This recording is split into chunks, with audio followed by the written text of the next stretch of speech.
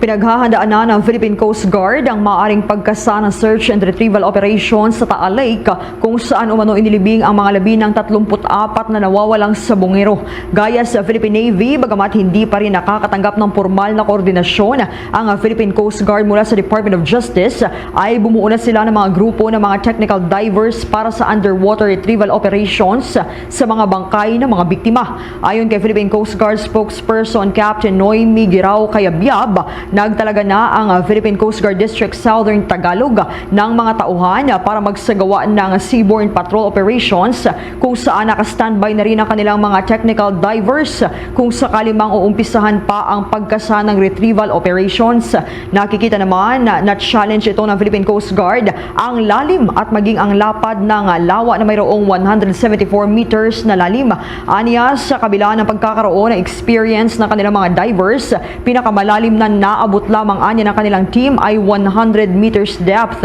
Samantala, sa kabila ng mga challenges na ito, ay tiniyak pa rin ni Cayabyab na kumpleto at may mga nakahandang kagamitan ang Philippine Coast Guard at sapat na technical divers para sa pag-uumpisa ng paghahanap ng mga labi ng mga nawawalang sa bungero.